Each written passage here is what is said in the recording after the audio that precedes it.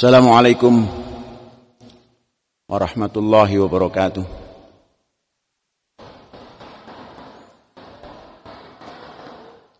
Bismillahirrahmanirrahim. Allahu akbar. Allahu akbar. Allahu akbar. Allahu akbar. Allahu akbar. Allahu akbar. La ilaha illallah. Allahu akbar. Allahu akbar. Walillahil hamd. Alhamdulillahi rabbil alamin. Ar-Rahmanir Rahim. Maliki yaumiddin. Walhamdulillahilladzi khalaqas samawati wal ard wa ja'ala adh-dhulumati wan nur. Walhamdulillahilladzi khalaqas samawati wal ard wa ja'ala adh-dhulumati wan nur. Walhamdulillahilladzi anzala ala 'abdihil kitab wa lam yaj'al lahu 'iwaja. Walhamdulillahilladzi lahu ma fis samawati wal ard walahul hamdu fil ula wa fil akhirah wa huwal hakimul khabir. Walhamdulillahilladzi hadana lihadza wa ma kunna linahtadiya laula an hadanallah. Asyhadu an la ilaha illallah wahdahu la syarikalah wa asyhadu anna Muhammadan abduhu wa rasuluh. Wa sallallahu wa sallama wa barak ala nabiyyina wa maulana Muhammad Rasulullah wa khiyaratuhu min khalqihi khatamun nabiyyin wa ashraful mursalin wa ala alihi wa ashabihi wa man tabi'ahum bi ihsan ila yaumiddin. Wa sallallahu ala nabiyyina kullama dzakarahu adh-dzakirun wa ghafala an dzikrihil ghafilun. Wa sallallahu alaihi fil awwalin wal akhirin afdala wa aktsara wa azka ma shalla ala ahadin min khalqi wa zakana wa iyyakum bis salati alaihi wa afdali ma zaka ahadam min ummatihi bi salatihi alaihi. Amma ba'd, fa ya ibadallah, usini wa iyyakum bi taqwallah, faqad faza man ittaqa, wa ahutsukum ala ta'atihi la'allana minal muflihin. Allahu akbar. Allahu akbar. Allahu akbar. Allahu akbar. Allahu akbar. La ilaha illallah. Allahu akbar. Walillahil hamd. Hadirin sidang salat Idul Fitri yang berbahagia. Hari ini hari Ahad tanggal 24 Mei 2020 Miladiyah bertepatan dengan Ghurrah Syawal 1441 Hijriyah. Kita melaksanakan sholat Idul Fitri dalam kondisi dunia mengalami wabah. wabah yang tidak mengenal agama, tidak mengenal ras, dan tidak mengenal negara kaya atau negara miskin, tidak mengenal sasarannya orang kaya atau orang miskin, orang pintar, pandai, ataupun orang yang tidak berkeupayaan kepandaian, semuanya menghadapi wabah yang sama. As-sarra wad-dharra wa zulzilu hatta yaqula ar-rasul walladzina ma'ahu mata nasrullah. Di saat pernyataan mata nasrullah inilah, di saat hampir 99,9% manusia muslim meninggalkan masjid, musalla, dan tidak menjalankan sunnah Rasul, sholat Id berjamaah, 0,sekian% kita tampil mata nasrullah dengan berdoa. Mata nasrullah ini adalah doa, karena wabah yang diderita maupun wabah yang melanda umat manusia segala bangsa belum ditemukan apa obatnya. Maka obat yang paling tepat adalah kita berani menghadapi. Kita waspada dalam menghadapi. Dan kita teliti dalam menghadapi. Dan kita berdoa tidak henti-henti. Hari ini senjata kita adalah doa. Doa seperti ini di dalam sholat Idul Fitri ini, dengan penuh keberanian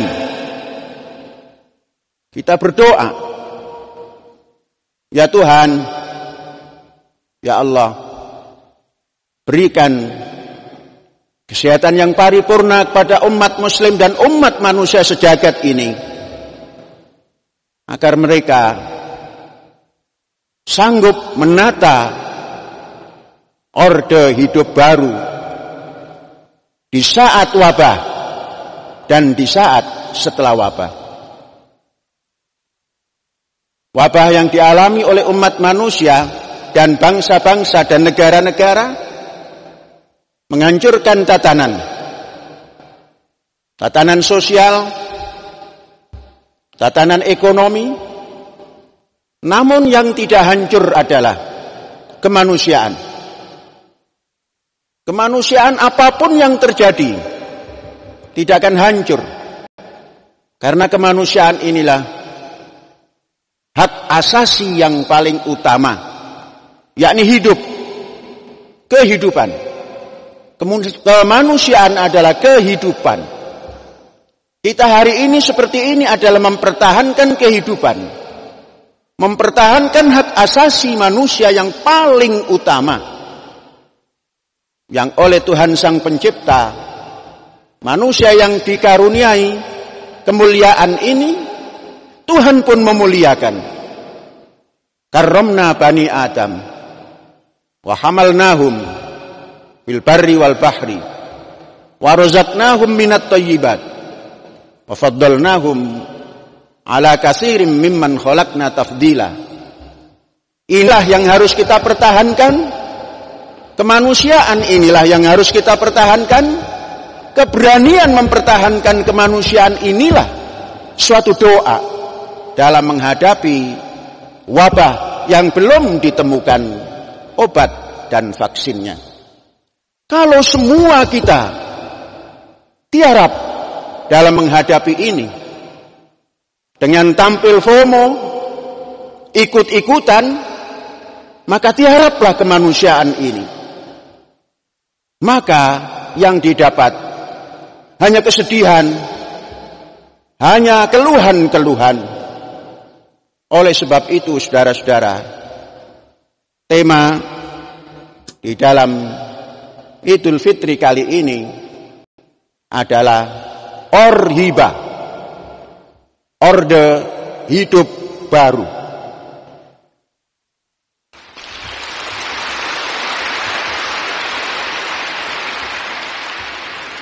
Apa itu orde? Orde adalah protokol. Orde adalah sistem. Orde adalah kaifiyah. Hidup baru. Kita tidak menganut kepada apa yang didengungkan hari ini, new normal system.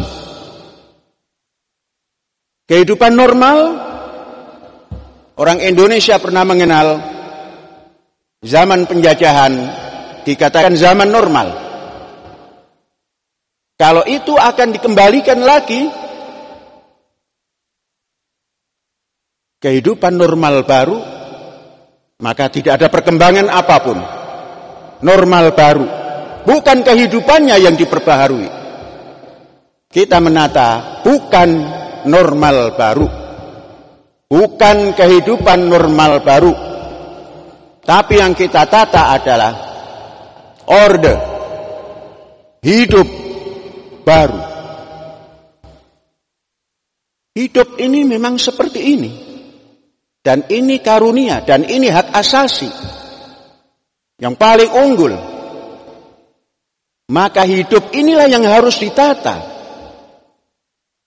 Menangani wabah yang seperti ini, kalau kita menata kehidupan keagamaan dengan gampang-gampangan, maka kehidupan keagamaan tidak pernah ada tajdid.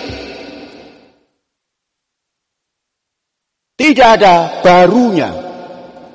Tidak akan ada pembaharuan dalam beragama.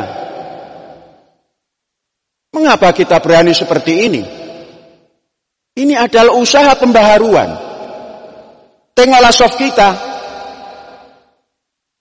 Perintah, tuntunan sunnah adalah sawwu sufufakum. Luruskan barismu. Luruskan softmu. Bukan rapatkan.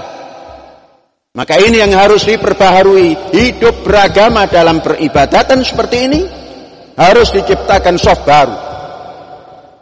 Mampukah kita menciptakan soft baru seperti ini? Kalau masjid kita hanya 25 atau 50 kali 50, mustahil. Al-Hayat, kita punya masjid persiapan 40 kali 40, sudah tidak bisa mengikuti orde hidup baru dalam beribadah. Alhamdulillah, dalam masa seperti ini kita mulai mengisi kehidupan beribadah Idul Fitri 1441 ini di masjid yang boleh jadi mampu menata keagamaan, khususnya peribadatan dalam bentuk hidup baru, orde hidup baru.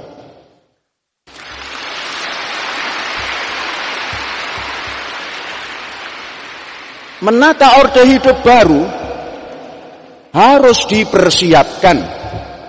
Kita mempersiapkan ini 20 tahun. Seakan-akan kita roh sadurunge winara. Inilah kehidupan orhibah. Mengasah intuisi. Harus bisa membaca sekalipun tanpa dipelajari. Intuisi dipertajam. Sehingga intuisi dipertajam, kita mampu berinovasi. Inilah sebuah inovasi. Sebuah masjid yang sekian luasnya, yang pernah orang bertanya, siapa yang mengisi ini? Tatkala 20 tahun yang lalu, saya hanya menjawab, para pelajar, para murid dan murad.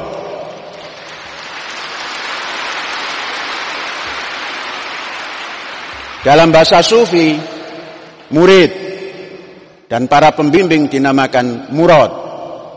Ternyata belum lama lesan yang ditulis dalam skripta belum ada yang merobek bahwa Az-Zaitun membangun tempat yang untuk kesombongan di tengah pesantren, tapi masjidnya luas, besar. Itu orang yang intuisinya tumpul, sehingga tidak mampu memberikan inovasi-inovasi. 20 tahun kita mampu. Dan di saat orang semua, orang beragama khususnya muslim, beramai-ramai takut ketinggalan zaman, ikut memfatwakan jangan sholat di masjid, jangan sholat di masjid, jangan sholat di masjid. Saudara-saudara,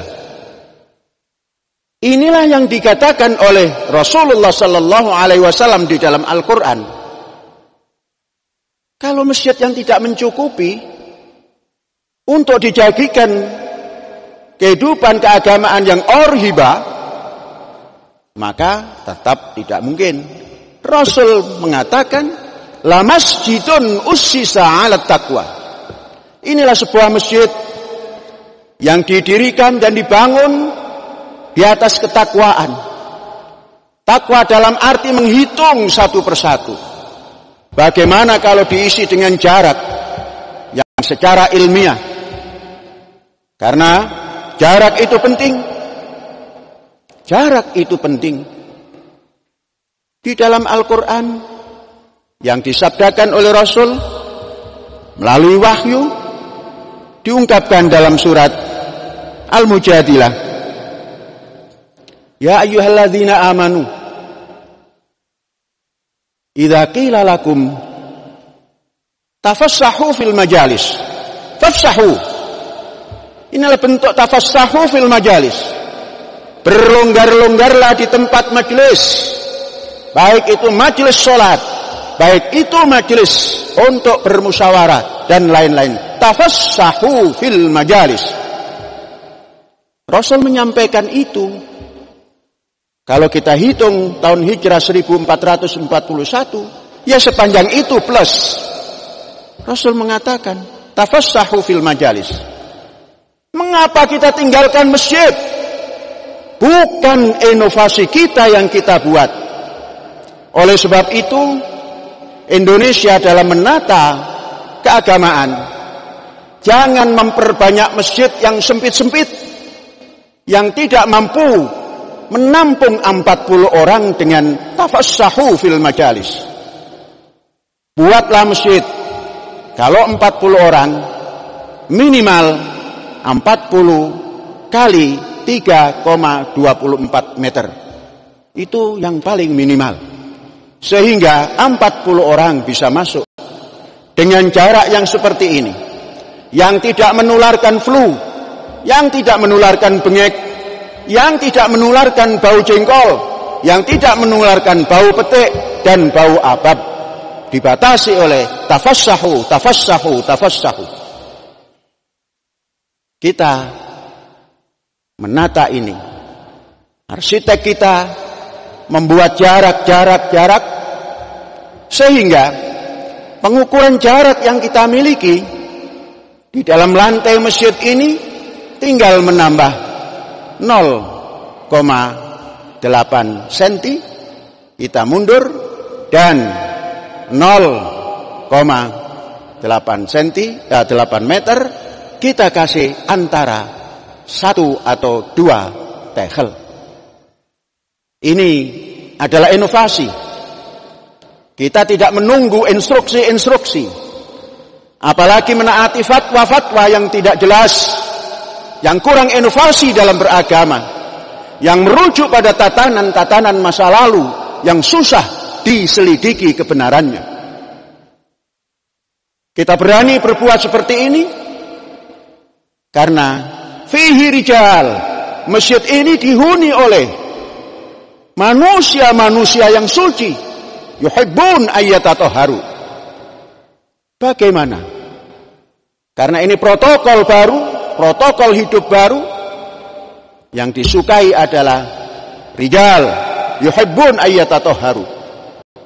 Betapa indahnya masyarakat bangsa-bangsa yang terkumpul di dalam WHO memberikan pedoman, memberikan protokol bagaimana menghadapi ini.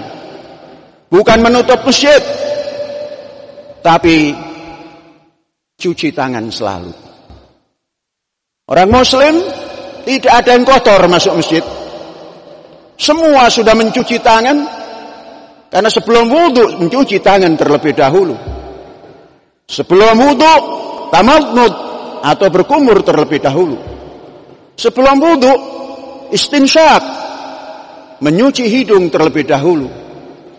Baru membasuh muka dengan tangan yang sudah dicuci. Maka tidak mungkin virus-virus yang ada ini ikut nyampur ke muka, yang di situ ada sumber jalan masuknya virus ke dalam sasaran yang dituju. Allahu Akbar, Allahu Akbar, Allahu Akbar. Saudara-saudara,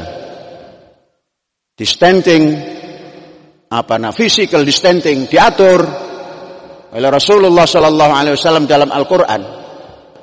Kemudian taharah diatur tatkala masuk masjid. Ini semua memadai protokol WHO, protokol PBB, memadai semua. Mengapa? Karena sudah ada inovasi-inovasi di dalam masjid ini. Oleh sebab itu, saudara-saudara sekalian, orhiba ini adalah mempertajam intuisi, mempertajam inovasi, dan selanjutnya akan terjadi memiliki identitas. Bangsa Indonesia sejak dari awal menanamkan sebuah identitas dengan lagu kebangsaan Indonesia Raya, dengan satu sikap yang jelas, Indonesia Raya 3 stansa. Kemudian orang mengkhawatirkan di dalam sholat Id di masjid ini akan bergerombol. Memang pasti bergerombol. Masjidnya terlalu kecil, lapangannya terlalu kecil. Kemudian pasti nanti silaturahim dengan tangan, berjabatan tangan, cium tangan. Itu tandanya belum memiliki inovasi. Bangsa Indonesia yang punya identitas memberikan inovasi salam. Salam apa yang diberikan oleh bangsa Indonesia? Mengapa kita tidak mengucapkan Assalamualaikum, merdeka? Jauh lebih bagus daripada salaman di musim ini, musim corona ini. Assalamualaikum, merdeka. Ucapan sekeras apapun, karena kita physical distancing, maka droplet kita tidak akan masuk, dan kita telah memakai masker. Ini inovasi. Indonesia punya. Silaturahim kita bertemu, Assalamualaikum, merdeka. Seperti ini, alangkah hebatnya. Dan ini orhiba kita mulai. Dan kita sudah mempraktekkan, dikasih aksentuasi. Hari ini kita kasih aksentuasi dengan mengucapkan salam dan merdeka. Kurang apa lagi? Menata asupan yang memadai. Saudara-saudara, dalam keadaan seperti ini, kita menata ulang asupan kita.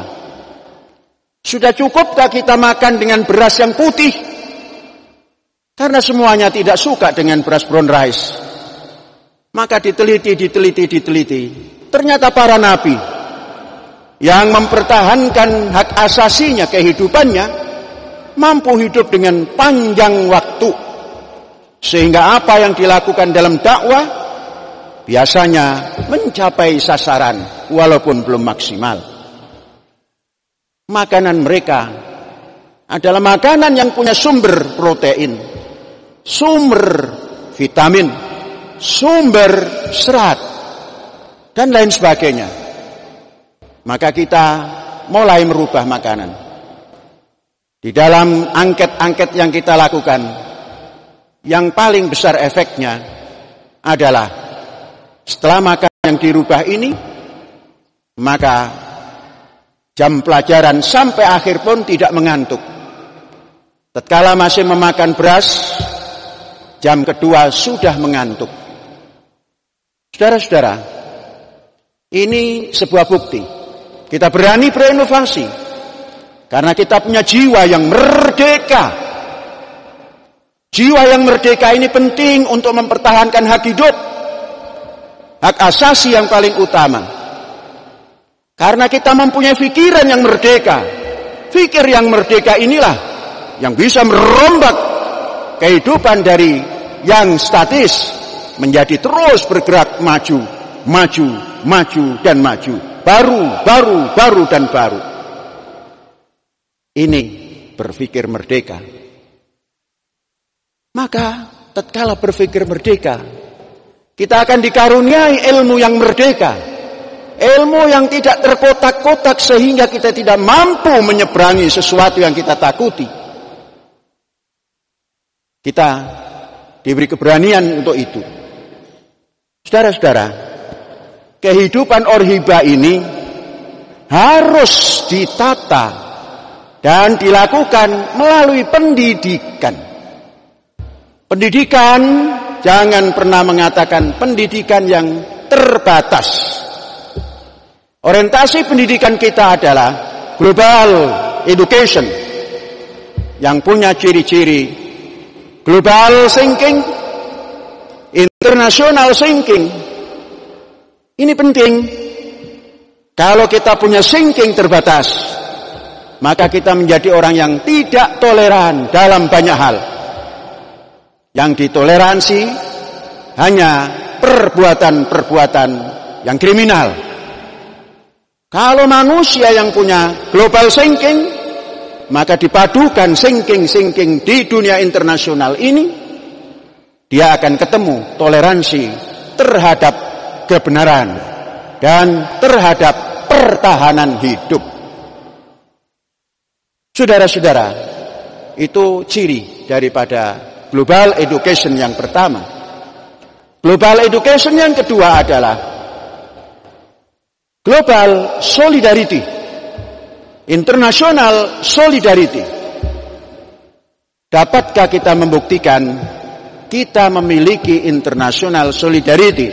Kalau tidak mempunyai pertahanan fisik yang kuat, kalau tidak mempunyai ketahanan kehidupan yang kuat, kalau tidak memiliki kemampuan ekonomi yang kuat, itu solidarity internasional, solidaritas antar bangsa. Sehingga kita tidak mengenal apa agama satu bangsa, apa agama seseorang. Yang kita kenal adalah manusia memiliki hak asasi yang paling utama, yaitu kehidupan. Dan kehidupan itulah yang namanya kemanusiaan. Saudara-saudara, ternyata bangsa Indonesia telah memiliki dasar kemanusiaan. Malah diberikan aksentuasi kemanusiaannya seperti apa? Kemanusiaan yang adil dan kemanusiaan yang beradab. Kemanusiaan yang adil itu tidak memilah-milah bangsa, tidak memilah-milah siapa pendukung siapa. Kalau sudah menjadi pemimpin bangsa, adalah semuanya harus ditata. Itu orhiba. Dan berperadaban. Bangsa ini bisa dipotret tatkala menghadapi ujian-ujian seperti ini. Betapa potret yang karut-marut tatkala menghadapi ujian seperti ini. Orang tidak disiplin nampak dengan jelas. Orang Yang tadinya cukup hidup menjadi turun, bertambahlah fakir, apalagi miskin. Kemudian tidak beradab memberikan pertolongannya. Sedangkan ta'awanu itu dasarnya alal birri. Tapi ini ta'awanu asal-asalan. Maka banyak keluhan-keluhan. Itulah potret hari ini. Potret bangsa hari ini. Maka kita di dalam sini, tatkala bantuan sosial kita lakukan melalui zakat fitrah, kita tata dengan rapi, memanusiakan manusia yang berkemanusiaan ini. Memanusiakan manusia itu adalah peradaban. Orang hari ini banyak menampilkan citra, sehingga siapa yang membagikan, yang mestinya ada amilin, orang yang mempunyai jabatan tinggi, ikut-ikut tampil, sambil melempar-lempar itu bantuan. Saudara-saudara, kita memiliki anjing banyak. Mungkin sampai hari ini sudah 75 kepala. Kita memberikan makan itu dengan santun. Syekh tatkala menguji makanan yang kita makan, anjing kita beri nasi, kita beri roti yang dari terigu, kita beri roti yang dari gandum utuh, nasi diendus sebentar dan dijilat, roti terigu putih ditinggalkan. Begitu sampai kepada roti gandum utuh berebut makan. Artinya mereka tahu. Makanya saudara-saudara, peradaban itu hewan saja harus diperlakukan dengan peradaban. Jangan sampai manusia dengan dalih membantu tanpa peradaban memberikannya. Tengoklah potret hari-hari di layar TV. Betapa hebatnya manusia Indonesia memperebutkan bantuan-bantuan yang memang diperlukan, tapi caranya sangat tidak terlalu pantas dipandang. Belum orhiba, harus dirombak. Saudara-saudara sekalian, baru kita akan mempunyai identitas. Identitas ini perlu. Ya ayuhan nas, inna khalaqnakum min dzakarin wa unsa wa ja'alnakum syu'uban wa qabailan. Untuk berinteraksi harus punya kebangsaan. Kebangsaan inilah identitas. Maka kita meyakini kita harus mempertebal persatuan Indonesia. Inilah identitas Indonesia yang bersatu, yang tidak membeda-bedakan partai dan tidak membeda-bedakan suku, tidak membeda-bedakan agama. Yang ada hanya persatuan Indonesia. Tidak bedakan mayoritas dan minoritas. Semuanya harus bersatu dalam frame persatuan Indonesia. Identitas menjadi perlu. Saudara-saudara, kita dengan identitas keindonesiaan ini akan tampil di dunia bila kita mempunyai pendidikan tadi dengan cara yang kedua sudah, yang ketiga al-wad'u al-alami, international setting.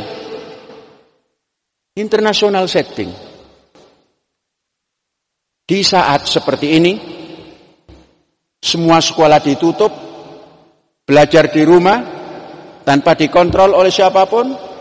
Yang bisa, yang tidak bisa ya tetap tidak bisa. Tapi kita memiliki inovasi. Kelas kita rubah. Yang tadinya 20 orang, kita anjurkan kurangi walaupun luas. Kalau bisa, satu kelas itu dihuni hanya 10 orang.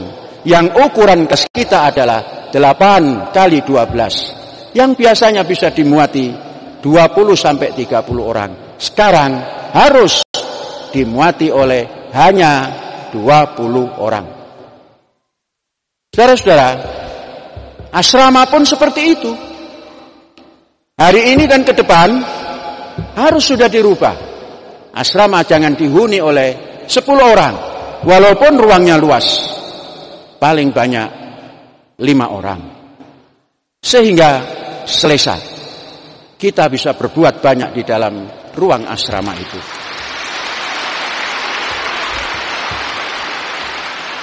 Pemakanan memenuhi unsur kesehatan.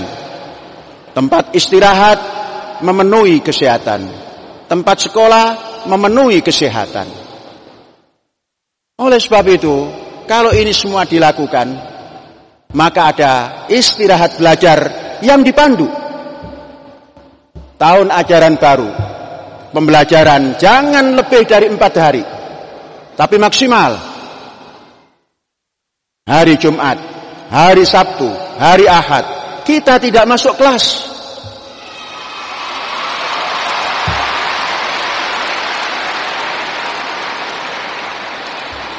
Tapi kita belajar di alam. Belajar di alam. Kita mencoba mengulang pembelajaran di alam. Menggunakan laptop, menggunakan komputer. Ini sebuah inovasi.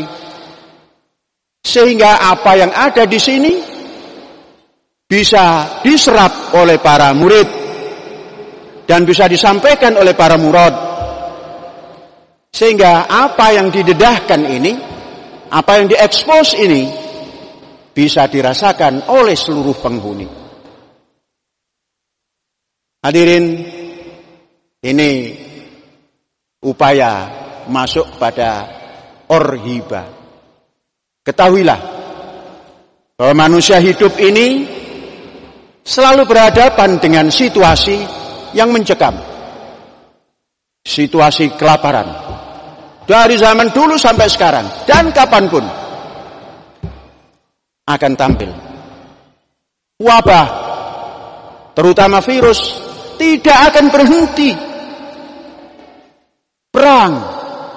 3 unsur inilah yang terus mendampingi manusia. Oleh sebab itu, manusia dipesan oleh Rasulullah, alaikum anfusakum. Hai orang-orang mukmin, alaikum anfusakum, jaga dirimu baik-baik. La yadurrukum man dhalla idza tadaitum. Kamu tidak akan terganggu. Kamu memegang prinsip-prinsip, protokol-protokol yang telah ditetapkan. Kemudian sebagai pemimpinnya, wahfil janahaka liman ittaba'aka minal mu'minin. Seorang pemimpin harus mengayomi jenjang atau sayap, harus diayomkan pada seluruh umatnya yang mengikuti, yang mempercayai. Yang tidak percaya tidak perlu diurus. Orang nggak percaya, orang yang percaya urus baik-baik. Jangan ada yang kelaparan. Di kampus kita ini jangan sampai ada orang yang mengatakan aku lapar. Kalau ada usul rotinya ditambah kita tambah.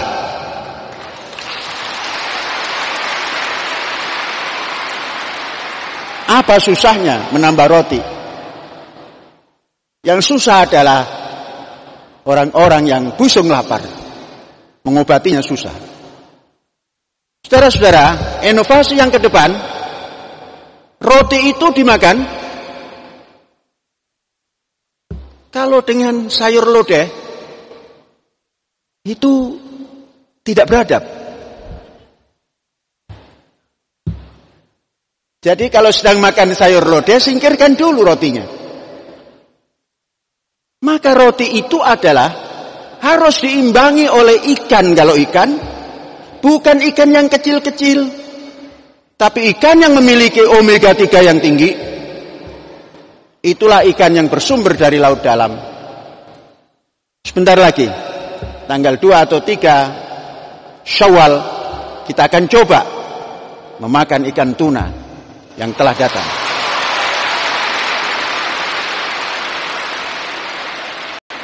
Kalau ayam, daging sapi, itu sudah biasa.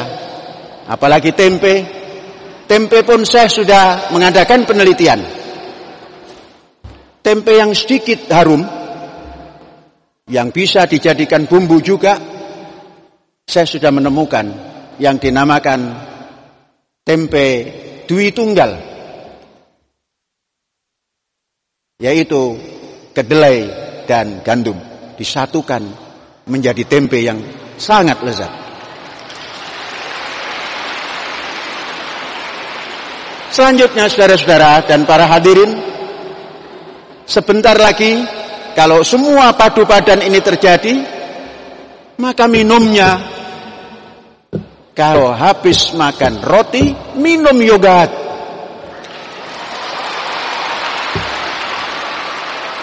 Ini baru kita punya ketahanan fisik, mental, dan mampu mengasah intuisi, mampu berinovasi, dan mampu menampakkan identitas keindonesiaan. Karena pemakanannya jauh daripada pemakanan yang tidak memenuhi persyaratan hidup.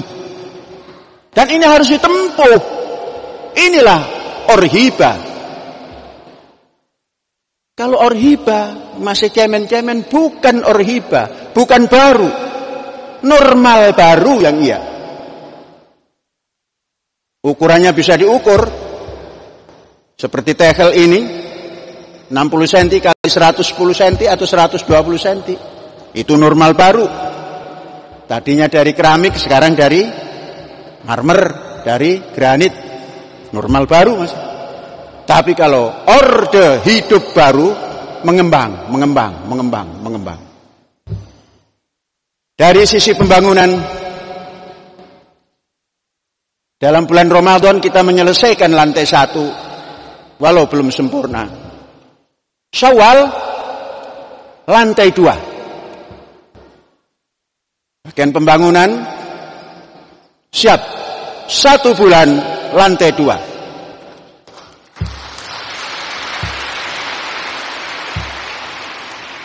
Bulan Dzulqa'dah, lantai 3. Bulan Dzulhijjah, lantai 4. Maka 1 Muharram nanti, mungkin saat lantai 5, lantai 6, itu belum selesai umpamanya, ya cukuplah kita sudah pasang tiang-tiang yang perlu ditutup dan lispang-lispang yang perlu ditutup. Ini kita kerjakan bersama. Dalam Ramadan kita bisa kerja 24 jam. Di saat orang-orang mem-PHK-kan karyawan, di sini memberikan kesempatan kerja dengan protokol kesehatan yang jelas.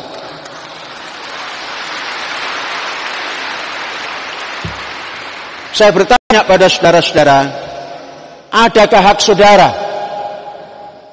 yang tidak diberikan? Gaji saudara yang tidak diberikan? Ada? Ya, bagus kalau tidak ada. Bahkan diberikan tambahan yang dinamakan kerja volunteer, kerja di masa cuti. Minimal 2 jam sehari. Ternyata banyak yang mengambil lebih dari 2 jam. Saudara-saudara, ini membuktikan bahwa penataan itu lebih penting dan tidak gagap. Andainya kita tidak menata dari awal, menghadapi pandemi seperti ini, pasti gagap. Sekarang ribuan pelajar, ribuan murid duduk bersama di sini. Walaupun kalau ditanya tidak sedih, tidak, tapi hatinya ingin pulang. Anak-anak mengatakan lockdown. Inilah hikmah, nak. Lockdown, tapi membawa arti besar. Bukan membawa sengsara besar. Tidak ada yang protes. Mengapa? Karena ruangan dibuka bebas, walaupun dibatasi. Ini memerlukan persiapan lebih dini. Sekarang kita mengambil hikmah pada hari ini. Indal imtihan yukramul mar'u au yuhan. Tatkala ujian, nilai manusia itu keluar, yang satu menjadi mulia, yang satu menjadi tidak mulia, kalaulah tidak dikatakan hina. Hari demi hari tidak bisa menyelesaikan apapun. Kemudian yang terakhir, kita masih menutup diri. Bahasa lainnya, masih lockdown. Pintu belum dibuka.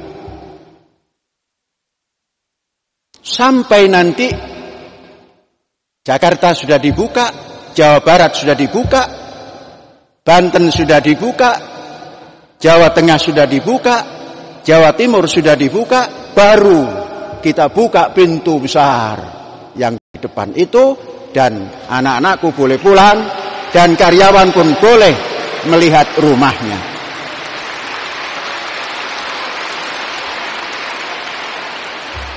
Ada pertanyaan, bagaimana kalau lockdownnya sampai bulan Juli? No problema.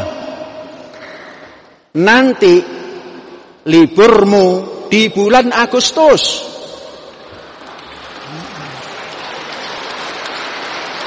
Ya, harus berani. Mengapa? Karena kamu lockdown di sini tetap belajar. Bukan main-main. Kamu sudah kelas 12, Nak, yang tadinya baru 11. Sudah 1 semester yang kamu pelajari gara-gara lockdown.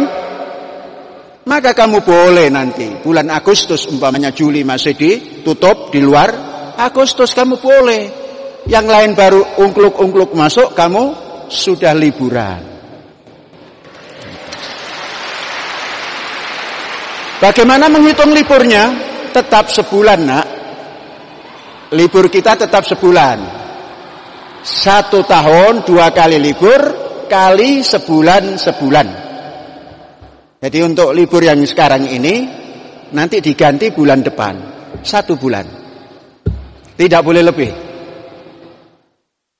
Bagaimana dengan setelah libur? Masuk ke sini, harus dites semuanya. Supaya bersih. Innallaha yuhibbut tawwabin wa yuhibbul mutatahhirin. Tuhan selalu suka orang yang mawas diri dan selalu suka orang yang mempertahankan kebersihan. Allahu Akbar, Allahu Akbar, Allahu Akbar. La ilaha illallah, Allahu Akbar, Allahu Akbar, walillahil hamd. Mari kita tutup khutbah ini dengan berdoa. Allahumma shalli ala Muhammad wa sallim radhiyallahu ta'ala an kulli sahabati rasulil ajma'in walhamdulillahi rabbil alamin. Allahumma antas salam wa minkas salam fa ilaika ya'udus salam wa hayyina rabbana bis salam wa adkhilnal jannata darus salam tabarakta rabbana fa ta'ala ya dzal jalali wal ikram. Allahumma rahmataka narju fala taqilna ila anfusina tarfata ainin wa aslih lana syu'unana kullaha la ilaha illa anta. Allahumma ij'alna minal muttaqinal abrar wa askinna ma'ahum fi daril qarar, daris salam wa daril islam lil abrar. Rabbana atina fid dunya hasanah wa fil akhirati hasanah wa qina adzabannar. Walhamdulillahi rabbil alamin. Dan sebagai silaturahim lebaran, sambutlah silaturahim dari Syekh untuk kalian semua. Assalamualaikum. Merdeka!